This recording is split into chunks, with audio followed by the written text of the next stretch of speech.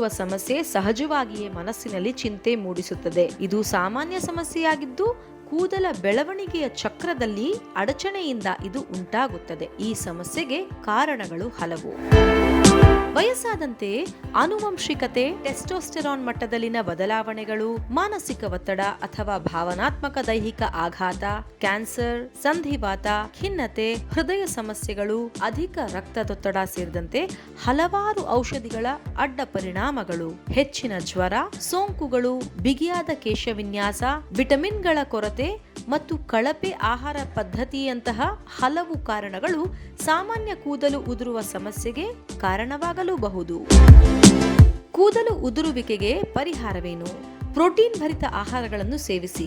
ಮೊಟ್ಟೆ, ಓಟ್ಸ್, ರಾಗಿ, ಸೋಯಾ, ಬಾದಾಮಿ, ಕೋಳಿ ಮಾಂಸದಿಂದ ಇದನ್ನು ಪಡೆಯಬಹುದು. ವಿಟಮಿನ್ ಭರಿತ ಆಹಾರಗಳು: ವಿಟಮಿನ್ ಎ, ಬಿ, ಸಿ ಮತ್ತು ಡಿ, ಕಬ್ಬಿಣ, ಸೆಲೆನಿಯಂ ಮತ್ತು ಸತುವಿನಂತಹ ಖನಿಜಗಳು ಕೂದಲಿನ ಬೆಳವಣಿಗೆಗೆ ಅಗತ್ಯವಾಗಿದೆ. ಬಯೋಟಿನ್ ಕೂದಲಿನ ಚಕ್ರಕ್ಕೆ ನಿರ್ಣಾಯಕವಾಗಿದೆ.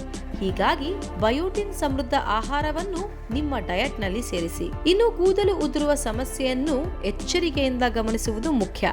ಈ ಸಮಸ್ಯೆ ತೀವ್ರವಾಗಿದ್ದರೆ ತಕ್ಷಣ ವೈದ್ಯರನ್ನು ಸಂಪರ್ಕಿಸಿ ಸೂಕ್ತ ಔಷಧೋಪಚಾರಗಳನ್ನು ಮಾಡಿಕೊಳ್ಳಿ. ಇಲ್ಲಿರುವ ವಿಷಯಗಳನ್ನು ಕೇವಲ ಮಾಹಿತಿಯ ಉದ್ದೇಶಗಳಿಗೆ ಮಾತ್ರ ನೀಡಲಾಗಿದೆ. ಇದು ವೈದ್ಯಕೀಯ ಸಲಹೆಗಳಿಗೆ ಪರ್ಯಾಯವಲ್ಲ.